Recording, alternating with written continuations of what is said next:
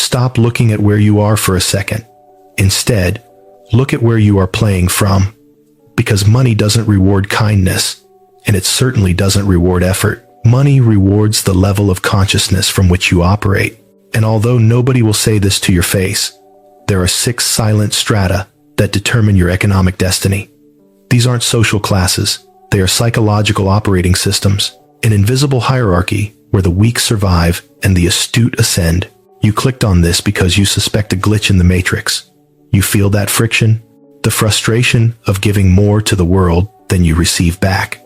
Today, I'm going to deconstruct exactly which level you are moving in and how to escape the gravitational pull that keeps you poor. There comes a point in life where you stop believing that money is just a tool and you start to understand that it is actually a language, a silent dialect that a select few master while the majority just stutter without understanding why they are never heard. But before I dissect the 6 levels of money, I need to take you to the basement, to the foundation that no financial guru dares to show you, the Machiavellian understanding of how economic power operates on the human will.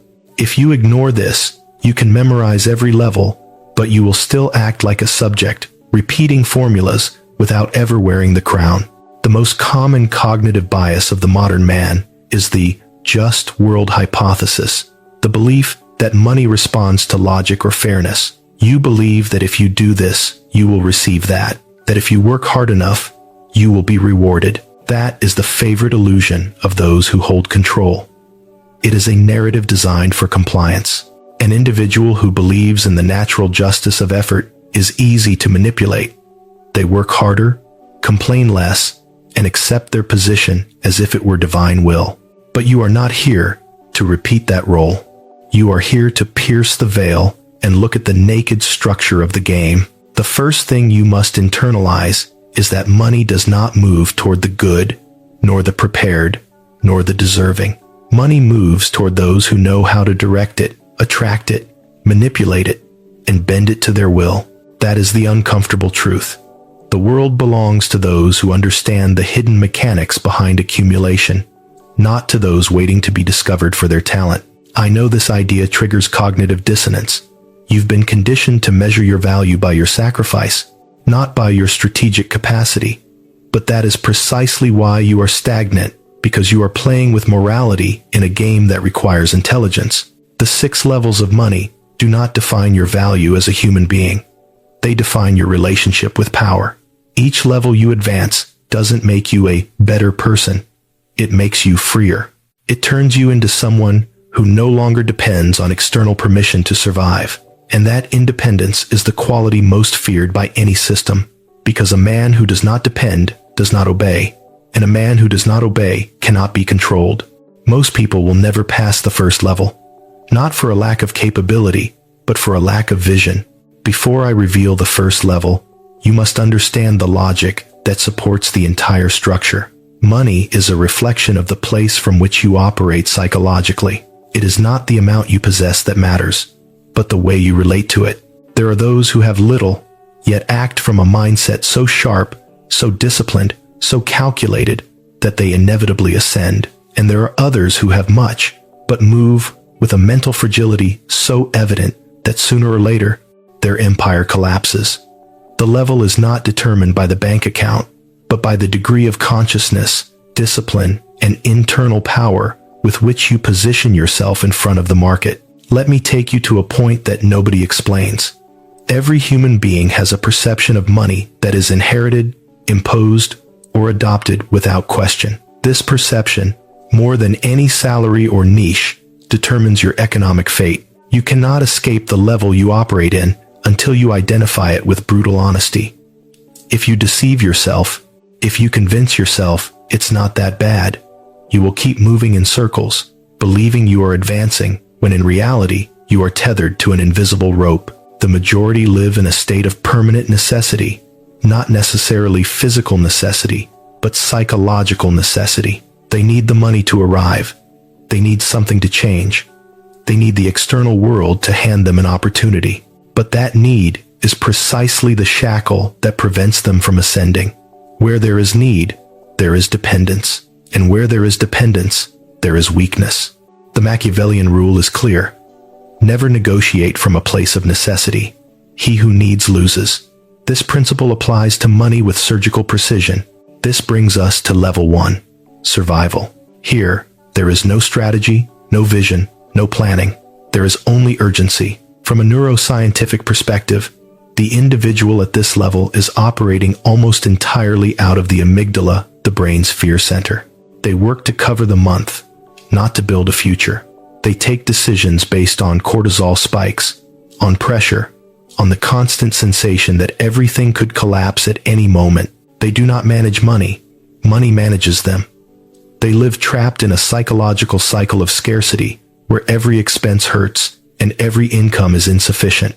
Even if they are capable, even if they have talent, their cognitive bandwidth is so consumed by the immediate now that they cannot see beyond the next invoice. This is tunnel vision induced by stress. But here comes the trap. Many people believe they are in a higher level because they earn a little more, because they don't lack food, or because they can afford the occasional luxury. However, they continue to operate from the same psychological vibration of survival. They still depend entirely on the next paycheck.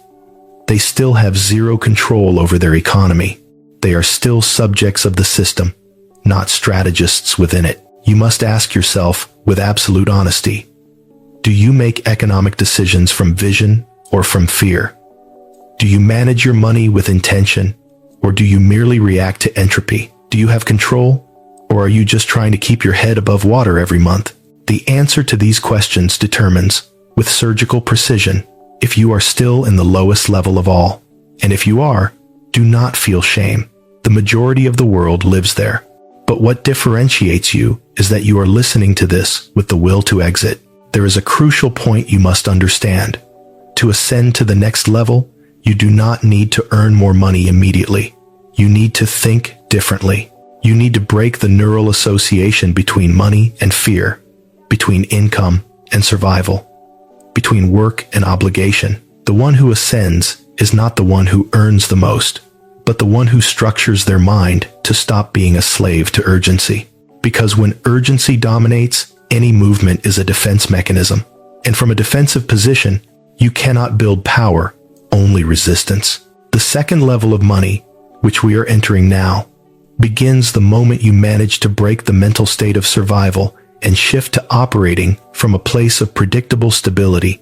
But to arrive here, you must first confront the most painful Machiavellian principle. No one is coming to rescue you. No one will adjust your income out of pity. No one will hand you opportunities out of charity. The world does not rotate in favor of those who wait. It rotates in favor of those who seize control of themselves. This is why this initial transition is the most uncomfortable, yet the most necessary. Because if you do not recognize the level you are in, everything that follows will be useless knowledge. The truth is simple. Either you dominate your relationship with money, or money will forever be the master dictating your life. There is no third option, and you are not here to be a vassal. You are here to learn to move like a prince who understands the board, not like a pawn who only awaits orders. Now that you have grasped the foundation and stared level 1 in the face, you are ready to advance. Here, you will discover how the psychological transition operates the chasm that separates the one who survives from the one who begins to construct real power. Level 2. Stability. This level is not reached by earning more. It is reached by waking up. The majority believe that escaping survival is simply having a stable income, a fixed routine, and a certain sensation of control. But that is not awakening. That is merely anesthetizing yourself. The true leap occurs when you start viewing the economy as a system that can be manipulated in your favor, and not as a monster you must dodge every month. And this, although it seems like a subtlety, is the psychological frontier that separates the debtor from the architect of power. To understand the magnitude of this shift, I need you to observe something very few analyze. Survival is a reactive state. Stability, in contrast, is a predictive state. In the first level, you are responding to entropy, to what the world throws at you. In the second, you begin to anticipate. You start to read patterns, detect cycles, and understand that money does not appear chaotically, but under rules that, if interpreted correctly, grant you an asymmetric advantage. This is the moment you start breathing for the first time without feeling that time is crushing you. But be careful not to deceive yourself. Stability is not wealth. It is a neutral point. It is firm ground from which you can build, or upon which you can fall asleep forever. There are people who reach this point and remain trapped for decades, victims of the status quo bias, believing that a fixed salary, paid bills, and a small monthly margin is the maximum they can aspire to. They do not risk, they do not investigate, they do not take decisions that amplify their influence. Stability becomes a ceiling, a pleasant, comfortable, warm ceiling, but a ceiling nonetheless. And a man who lives under a ceiling he did not build with his ambition, but with his fear, will never be the owner of his destiny. You are not here to accept ceilings. You are here to shatter them. That is why I speak of the second level with brutal honesty, not so you settle when you reach it, but so you use it as a platform to launch yourself upward. The second level does not reward audacity. It rewards mental organization. Here, you do not build empires, but you do build habits. You are not multiplying your money yet, but you begin to retain it. You do not take massive risks, but you learn to avoid fatal errors. And that knowledge, though it may not seem like it, is more valuable than any income increase. Observe this phenomenon. A person in survival mode can earn €3,000 a month and still live drowning in anxiety. Another in stability can earn €1,200 and never feel in danger. It is not about figures, it is about clarity. The one living in survival believes they need more. The one living in stability understands they need order. This is the first great psychological shift that liberates you from fear. You no longer depend on chance. You depend on your criteria. You no longer wait for miracles. You structure your system. You no longer run after money. You begin to direct it. But there is something even more critical. In this level, you discover your true cost, not what the market pays you, but what you are worth internally. Because when urgency disappears, sincerity emerges. You are no longer making decisions with an invisible gun pointed at your head. You no longer accept any deal just to survive. You no longer beg for opportunities. You can pause long enough to ask yourself, am I selling my time below its true value? And that question, if answered with honesty, becomes dynamite for your entire old system. Stability allows you to see that a large part of your poverty was not economic, but mental. You were poor because you needed too much, because you conceded too much, because you accepted too little. But when the hunger disappears, so does the docility. You start to think with more coldness, more precision, and more intention. You start noticing that money doesn't escape through the salary, but through the weaknesses of your behavior. Impulsive spending, driven by dopamine hits, lack of planning, zero strategy, borrowed desires, external expectations. Upon seeing this, something in you breaks, but it is a necessary fracture. The fracture of self-deception. Many believe that the second level is economic, but in reality, it is emotional regulation. Here, you learn not to react, but to observe, not to run, but to analyze, not to scream, but to calculate. And that coldness, that mental distance, a stoic detachment, turns you into someone who no longer crumbles before a surprise, an unexpected expense, or a difficult month. You begin to recognize that it was never money you lacked, but the internal structure to handle it without trembling. Stability is the first reflection of discipline, and without discipline, no higher level is attainable. But here appears an uncomfortable truth. Stability is a level that can become your prison, because once the fear calms down, the human brain tends to cling to safety. This is evolutionarily normal. After living months or years in tension, the last thing the amygdala wants is to return to chaos. This level whispers to you, stay here. It is enough. You are fine. You don't need more. And that whisper is the most dangerous voice for a man who wants to build power, because comfort anesthetizes more than suffering. Many never pass the second level because they confuse comfort with success. They convince themselves that having life sorted out is sufficient, but the price they pay is high. Their spirit goes numb, their ambition withers, and their internal force weakens. And a man without ambition does not ascend, he dilutes. Machiavelli knew this well. He who prefers comfort to risk will never govern. He will only be governed.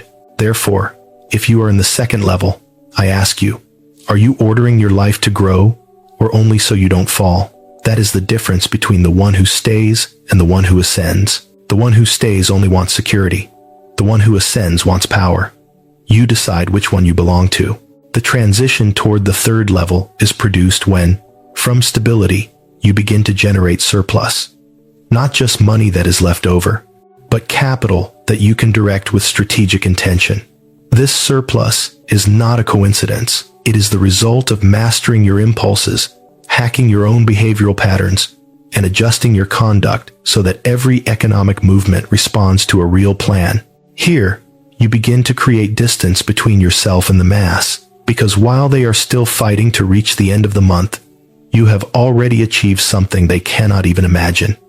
Margin of maneuver. The margin of maneuver is the beginning of liberty. It is the mental and economic space that separates those who react from those who decide. With it, you can save, invest, test, negotiate, reject offers, seek alternatives. You can start acting like someone who has options, not like someone begging for them. Here emerges the germ of real economic power, the capacity to say no. He who can refuse with calm possesses the advantage over he who can only accept. But surplus is not enough to climb to the third level. You need something deeper. Vision. In the second level, you learn to organize your life. In the third, you learn to direct it toward a destiny. Not to survive, not to maintain, not to stabilize, but to advance with clarity. You stop seeing money as something that comes and goes, and you begin to see it as a resource that must be deployed in strategic positions to multiply. Money stops being an end and becomes an instrument. And when you achieve that, the game changes completely, because it is in this level where the first real metamorphosis occurs. You pass from being someone who protects their stability to someone who builds power. You do not spend without purpose. You do not accept just any proposal. You do not squander energy on the irrelevant. Your movements become more elegant, sharper, more calculated. You begin to see the whole board, and you understand that money is just a piece. The important thing is how you move it. Most people never experience this transformation because it demands something few are willing to surrender. Renouncing the mindset of the worker and adopting the mindset of the strategist. It doesn't matter what your job or current situation is. This shift does not happen outside, but inside. The strategist thinks in long horizons, in cumulative consequences, in recursive patterns. The worker thinks in terms of the month. And while the worker contents himself with stability, the strategist uses it as a weapon. That is why the third level is the most dangerous. Here you discover that you were always capable of more than you believed, that your limits were not real, but inherited narratives, that your potential was not asleep, but chained. And that revelation is so powerful, it can either propel you or terrify you. Because once you see it, you can no longer look at your life with the same eyes. You can no longer blame the system, fate, the government, or the boss. You discover that you are the one determining your ascent. And if you reach this point, then you are ready to understand what the third level of money truly consists of. Level 3. The surplus and strategic direction. The third level of money is the point where the majority believes it's fine, but where the distance truly begins between those who aspire to power and those who only seek comfort. Here, it is not about how much you earn, but about how much real control you possess over your own economic structure. It is the level of strategic surplus, but also the level where you must have brutal clarity about who you are, what you want, and what you are willing to sacrifice. And when I speak of sacrifice, I do not refer to hours of work. I refer to old identities, customs, habits, internal narratives, because in this level, what you must leave behind is not your money, but your former version. In the third level, the surplus that was previously just money left over becomes capital with purpose. You no longer save out of fear. You save to act. You no longer hoard to tranquilize your mind. You hoard to move the board. At this point, the relationship with money becomes sophisticated. Every dollar has a function, every expense an intention, every decision a consequence. Your accounts stop being a passive record and transform into a map of your internal discipline. You can look at your financial movements and discover exactly who you are, but the truly Machiavellian aspect of this level is not the money itself, but the type of person you are becoming. In the previous levels, you were someone who reacted. Here, you are someone who calculates. Urgencies no longer destabilize you. Now, wasted opportunities bother you. You no longer look to get paid more. You look to make your money work. You are no longer interested in impressing anyone. You are interested in understanding why the majority will never have what they crave. And the more you understand, the less you want to belong to that mental herd. In the third level, a dangerous emotion appears for the first time. Conscious ambition. That sensation that you can advance further, that there is something great waiting for you if you dare to move with precision. Ambition for the ignorant is a luxury. For the strategist, it is a responsibility. Because now that you have discovered your capacity to generate surplus, you know you have no excuses to keep living like someone who just wants to not fall. You have the obligation to grow, the obligation to leave behind the role of the stable survivor, to become the architect of your own wealth. This level demands a subtle but determinate transformation, passing from thinking in short horizons to thinking in long horizons. The majority makes decisions based on days or weeks. Those who ascend make decisions based on years. And if this seems exaggerated, it is because you are still clinging to the worker's mindset, the one that only wants to reach the end of the month without problems. In the third level, you no longer live in the month. You live on the path. Your objective is not to arrive well.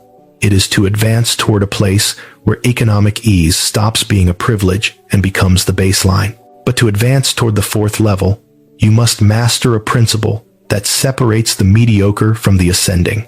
The capacity to direct surplus toward positions that generate return. Common people save money to spend it later. Strategic people save money to multiply it. That difference is the first symptom of power thinking. And although it seems simple, it represents a massive psychological rupture. You stop seeing money as a finite resource and begin to see it as a force that can expand. Here appears the most important figure in your economic evolution, the cold decision maker. At this point, you begin to evaluate your options not by emotion, but by impact. Questions you never asked yourself before become essential. What return does this offer me? What is the real risk? What do I lose if I don't act? What do I gain if I wait? What version of myself does this decision demand? Little by little, you start to notice that the majority makes economic decisions as if they were emotional bets, not calculated movements, impulsive purchases, investments without analysis, spending to fill personal voids, all symptoms of minds that will never ascend beyond level 2. You can no longer live like that, not after having arrived here. In the third level, you do not make decisions to feel good today. You take them to be impossible to knock down tomorrow. And this, although it sounds simple, requires surgical discipline. You have to police your own impulses, your weaknesses, your automatic narratives, because here you will discover that your greatest enemy was never the money, but your emotional relationship with it. The man who controls his impulses controls his wealth. The one who doesn't loses even when he wins. Now, the third level doesn't just demand discipline, it demands strategic vision. Here, you must answer a question very few dare to confront. Where do I want to take my economic life? The survivor doesn't think about this. The stable person doesn't either. But you can no longer ignore it, because surplus without direction evaporates. Ambition without a plan disperses. Capacity without purpose is wasted. This level forces you to draw the map of your financial destiny with intention and precision. You cannot ascend without direction. And here comes the most Machiavellian point. In the third level, you begin to see the economy as a game of influence. It is no longer just about money. It is about how your economic position affects your freedom, your time, your decisions, and above all, your personal power. You begin to understand why those who dominate this game never reveal the whole truth. Why do they teach hard work instead of strategy? Why do they glorify sacrifice instead of mental coldness? Because he who controls his surplus controls his life, and he who controls his life needs to obey no one. This level awakens a new way of seeing others. You start to distinguish between those who act from need, those who act from stability, and those who are, like you, starting to act from strategy. You discover patterns, identify others' weaknesses, perceive opportunities that were previously invisible to you. You no longer operate from the fear of failure. You operate from the curiosity for advantage. And that mindset inevitably separates you from the bulk of the world, but it also exposes you to a powerful truth. This level is a transition, not a destination. Here, you are not rich yet, but you are not poor. You are not unstable, but you are not complete. You are not a beginner, but you are not a master. You are on the border, and the border is a dangerous place. You can advance toward power or retreat toward comfort.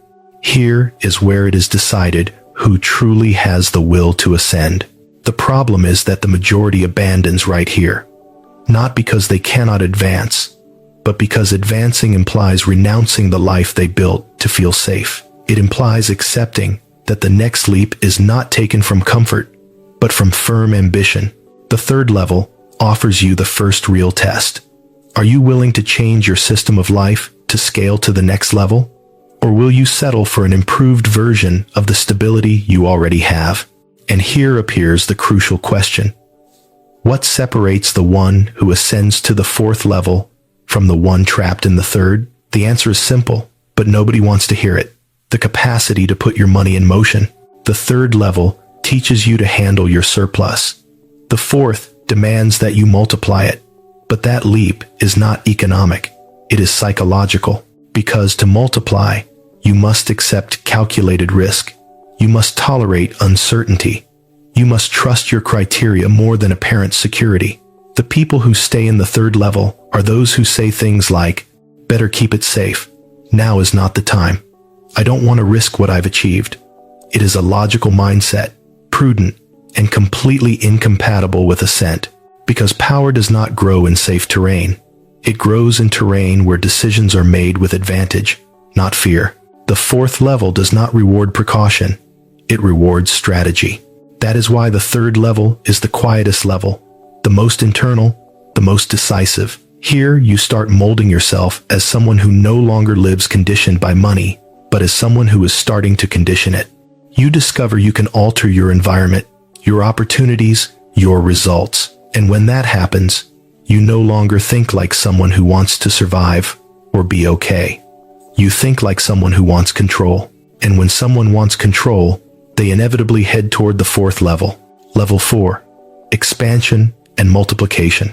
The fourth level of money is the point where the board stops being a place you simply observe and becomes a field where you start moving pieces that others don't even know exist. Here, you are no longer a spectator of the economic game. You are an active player, someone who makes decisions with intention and understands that growth does not happen by accident, but by the intelligent placement of resources. In this level, money stops being something you save and becomes something you direct. It stops being something you protect and becomes something you use as a weapon. For many, this level is unattainable because it demands the definitive renunciation of the stability mindset. The third gave you comfort. This one demands movement. The third gave you internal control. This one demands external control. The third allowed you to breathe. The fourth forces you to expand. And expansion, although necessary, always generates vertigo. That is why the majority retreats, because advancing implies facing a reality that strips you bare. In the fourth level, you can no longer take refuge in excuses, nor in fear, nor in false securities. If you fail, it is because of your decisions. If you advance, it is too. This level has a simple rule. Money that does not move dies. It can die by inflation, by fear, by indecision, or by emotional stagnation, but it dies all the same. A static euro loses power. A multiplied euro gains it. And you can no longer afford to operate as a guardian of small amounts. You need to think like someone who manages capital, even if you don't have it in gigantic quantities yet, because the thought precedes the economic level. Nobody arrives at the fourth level acting like someone from the third. You arrive when you start thinking like someone who knows that moving money is mandatory, not optional. Here appears the mindset that distinguishes the ascending from the rest. Strategic investment thinking. The majority confuses investment with impulsive buying, with risk without analysis, with emotional bets disguised as opportunity. But you cannot move like that. In this level, every investment is a play, not a desperate attempt to multiply by intuition. You must analyze return, risk, time, impact, liquidity, sustainability. You must ask yourself not only how much you will gain, but what control you will gain. Because in truth, the fourth level is not the level of money. It is the level of influence. Influence is born when your money starts to produce without you being present. And that is the point that terrifies the average mindset, because it implies accepting that your time is no longer your only source of income. In the lower levels, time is the currency. In level 3, surplus is the currency. In level 4, the currency is the system you build around your money. It is a radical shift. You do not work for money. You make money work for you. And although this phrase is burned out on social media, very few understand the psychological cost of implementing it. To make money work for you, you must release the control you thought you had. You must take a step into the unknown. Place your resources in places where you cannot control every variable, where you must trust your analysis, your vision, and your capacity to withstand uncertainty. And this is the test that separates the one who ascends from the one trapped in comfort. The capacity to withstand the discomfort of growth, because growth is always uncomfortable. Multiplication always demands breaking something. Routines, beliefs, patterns, even relationships. In this fourth level, you are forced to face a fact that many evade. Wealth is not built in an emotionally neutral environment. It grows in environments where you must make decisions that make the world around you uncomfortable. Perhaps you must invest while others spend on leisure. Perhaps you must silence your plans to avoid criticism that only comes from small minds. Perhaps you must leave behind people who love stability and will never comprehend your ambition. But do not be confused. It is not arrogance. It is necessity. A prince who wants to govern does not ask permission from those who fear his ascent. In the fourth level, the duality between fear and ambition intensifies. You are no longer in survival, no longer in stability, no longer in surplus. You are on the edge of power, and that edge is sharp. It can elevate you if you advance with precision, or it can cut you if you move with emotionality. That is why the mindset here must be surgical. You cannot rush. You cannot act out of anxiety. You cannot confuse movement with progression. Every step must be measured. Every decision must respond to a mental model. Every investment must bring you closer to a larger scheme. Here is where you first understand that money is an army, and you are its commander. You cannot send your soldiers to fight without strategy. You cannot leave them standing still while others expand their territories. You must direct them toward positions where the return is greater than the risk assumed. That is the essence of the fourth level. Directing, not accumulating. But you must know something deeper. Multiplication does not occur because you have money. It occurs because you develop a mental system that allows you to use it with vision. The poor look at risk as a threat. The strategists look at it as a cost. The poor see investment as a bet. The strategists see it as an equation. The poor flee from movement. The strategists generate it. And you are already crossing that frontier, even if you don't notice it completely yet. In this level, you become conscious of the different vehicles you can utilize. Businesses, assets, investments in strategic education, tools that amplify your capacity, relationships that generate opportunities, structures that allow you to leverage yourself. But the true vehicle is not external. It is internal. Your criteria, because you can enter 1,000 opportunities, But if you don't know how to evaluate them, you will become easy prey. In this level, your criteria is worth more than your capital because it is the criteria that determines what you do with it. Here, you also discover a brutal truth. The world is full of opportunities disguised as traps, and traps disguised as opportunities. Your task is to distinguish them. This demands two qualities, patience and coldness. Patience not to rush out of anxiety to grow fast. Coldness to act without asking for validation, without seeking applause, without needing approval. In the fourth level, nobody applauds you when you make big decisions. They call you crazy. The weak will never understand the movement of the strategist, but you must be prepared to withstand the misunderstanding. Machiavelli said it. The man who seeks power must accept that he will be criticized by those who will never dare to attempt what he does. When you start moving your money, many will tell you it is risky, that you should be prudent, that you should settle. But they speak from the level they occupy, not from the level to which you are heading. Their words do not describe your reality, they describe their fear. And here we face one of the most important principles of the fourth level. Multiplication demands psychological isolation. Not emotional or social isolation, but isolation from noise, from pressure, from outside opinions. Because at this point, your progress will not depend on what the world believes about you, but on what you believe about your own capacities. You must be able to act even when your environment doesn't understand your logic. You must be able to sustain a vision that only you see. You must trust your capacity for analysis, even when results take time to appear. Multiplication is not immediate, nor is it linear. It requires strategic patience.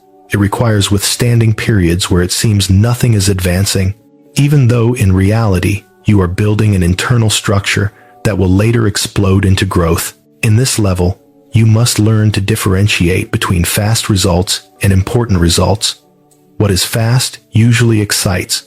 What is important transforms. But the fourth level is not just analysis, investment, and multiplication. There is a more Machiavellian aspect you must understand. In this level, you start to control your time, because while your money moves, you are no longer obligated to move at the same rhythm. You are the one who decides. And that freedom is the first real symptom that you are approaching a level of personal power that the majority never experiences. However, this initial freedom is also dangerous. Many arrive at the fourth level and get confused, relaxing too soon. They believe they are already at the top and start committing the errors of the first level, but with more money. They spend without analysis, trust the wrong people, become arrogant, lose the discipline that brought them here, and thus, they fall. Not because multiplication doesn't work, but because their ego grows faster than their criteria.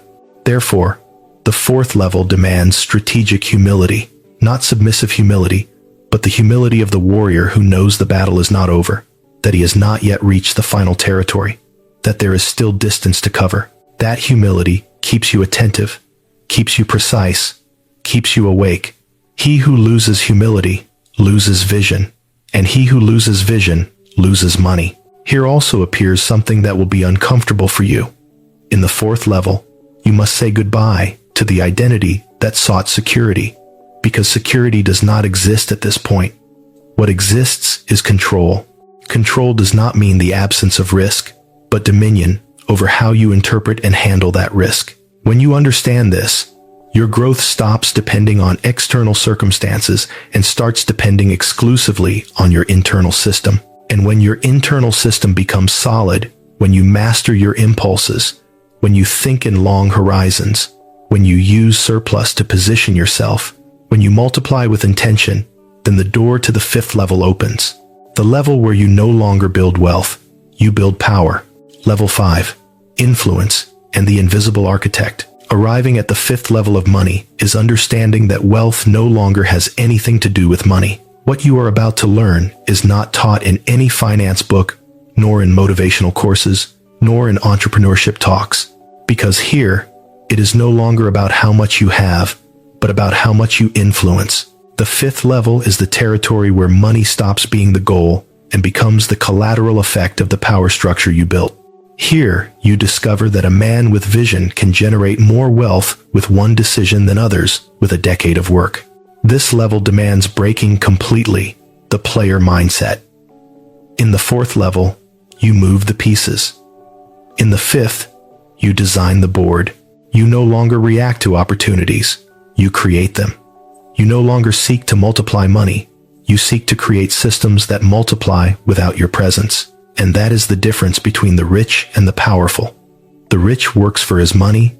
The powerful makes others work for his system. But understanding this requires seeing the world with a different lens. Until now, your decisions were centered on advancing, on growing, on multiplying. Here, the focus shifts. You no longer seek to advance. You seek to expand. You no longer seek to grow. You seek to govern. And governing demands a mindset that not everyone is prepared to sustain. The mindset of the invisible architect.